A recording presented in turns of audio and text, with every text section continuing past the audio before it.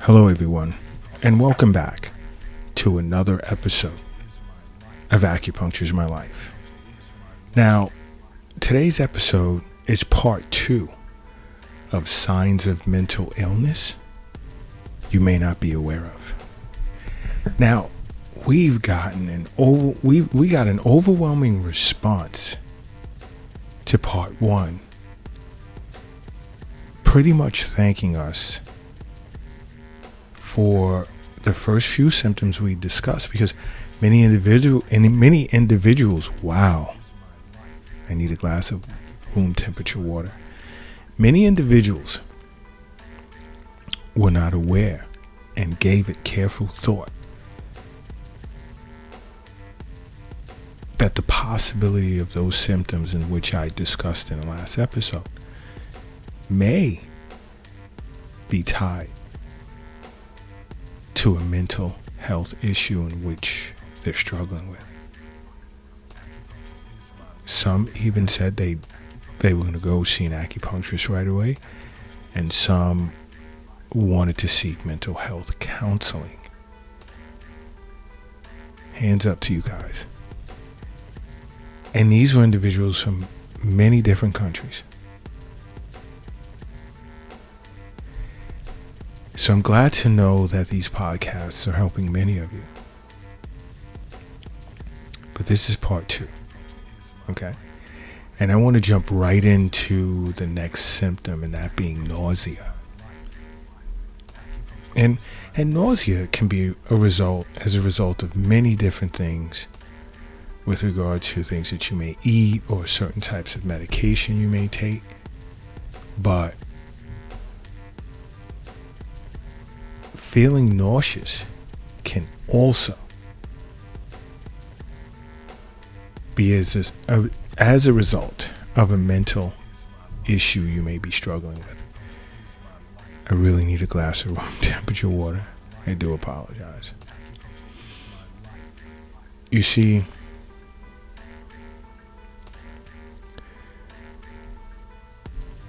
when individuals tend to feel nauseous, they automatically think it's strictly just their stomach. But just take a second.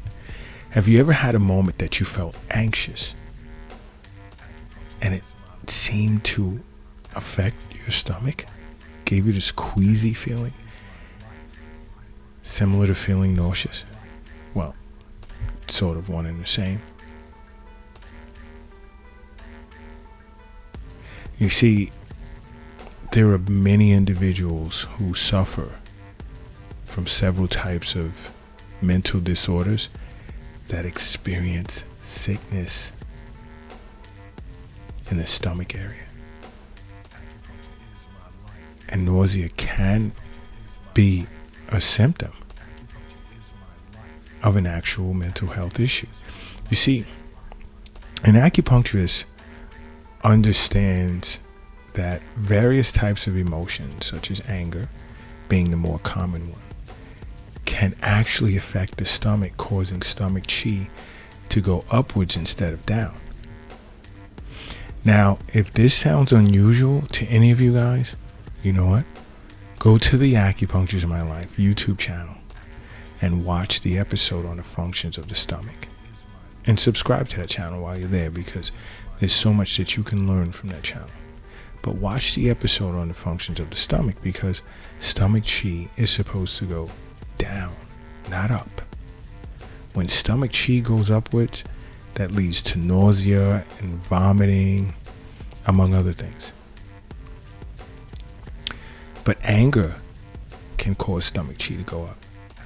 And worry tends to make chi rise as well, which affects stomach chi, resulting in that nauseous sensation. Other mental, emotional, or other mental emotions that can cause stomach chi to go up can be shame as well as guilt. And guilt is a really dark emotion. And emotional issues can also cause heart chi to rise instead of descending, thereby causing nausea as well. Now, another issue can be weight loss, another sign, another symptom. Now you're saying weight loss, how could that be the case? Now, individuals who tend to suffer from, let's say, depression and or anxiety tend to lose weight without even attempting or trying to do so. Why? Because someone who's depressed or anxious tends to lose interest in things that they would do on a normal basis or even enjoy doing at one point. And part of what some of the things they used to do, and after this podcast, I swear I'm gonna drink 2 cups of room temperature water. But some of the things that many individuals enjoy doing is eating. Now, I know some of you are saying, well, more times than not, when people are depressed, they, turn to comfort foods, which is junk food, snacks, sweets that make you feel better. Not all the time. Not all the time. There are times where you just lose interest in eating. You just want to lie in your room. You ever had a loved one knock on your door and say they think you should come out and get something to eat you didn't eat all day? Yeah, depression, anxiety can cause that. And just not thinking about it because it's not your primary concern, you're losing weight now. You see, depression tends to disrupt the hormones in a person's body. And these are the hormones. These hormones in which I'm speaking of are the hormones that inform us as to when we should be hungry. And when the signals for these hormones are disrupted, we simply just stop eating for a period of time. And voila, there you have it, weight loss. Now, another symptom of mental illness can be headaches.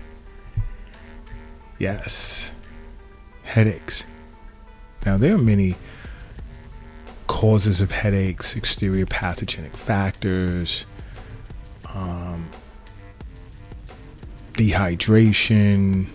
There are quite a few causes for headaches. Okay? But people who suffer from anxiety and depression tend to experience headaches as well. More times than not. And these types of headaches in which they experience tend to be very severe, and they tend to last for several days. Again, this is why I say over and over, see an acupuncturist. See your local acupuncturist or contact acupuncturists, my life. Because especially, well, it doesn't matter what the case is. Your acupuncturist will be able to determine what your headache as a symptom is related to.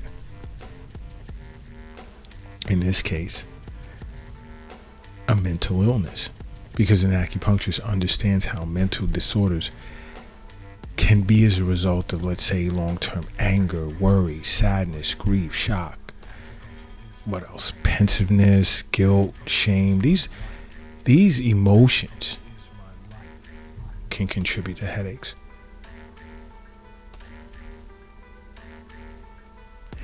And long-standing emotions now become symptoms of a mental illness. Or, more so than not, become the cause of mental illness.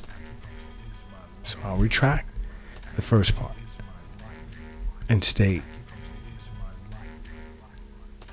long-term emotions creating becoming an emotional disorder,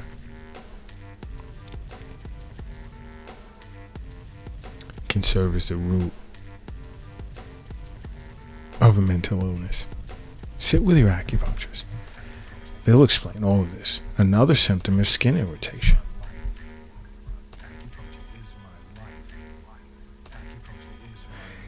Now, I'm sure many of you are unaware of the relationship between eczema and depression. You see, individuals suffering from depression can also experience skin disorders such as eczema. And this is tied to increased levels of stress. See, to an acupuncturist, this can be as a result of liver qi stagnating. Now, the liver ensures to an acupuncturist the smooth flow of qi throughout the entire body. Now, when that qi stagnates, an acupuncturist will explain to you how it can cause mental depression, whereby liver qi stagnating can eventually turn into heat, which then triggers liver wind, which affects the skin. I say over and over, sit with your acupuncturist. Sit with an acupuncturist or contact Acupuncture is my life. Another symptom can be cavities. Wow, a lot of you guys, I know you're raising your eyebrows now. Like, cavities? What does cavities have to do with mental illness? Again, you're losing interest even in hygiene, personal hygiene. You're supposed to brush your teeth after every meal. Now, when you stop doing that, or you stop eating and you're not brushing your teeth, what happens? What do you think is going to happen? Or when you eat every now and then, but don't brush your teeth, you don't care. Okay, I ate something to keep me alive and I'm going back to my room, or I'm going back into some form of isolation.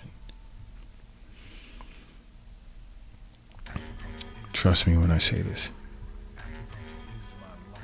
You must make acupuncture a part of your life, because acupuncture is my life. What's yours?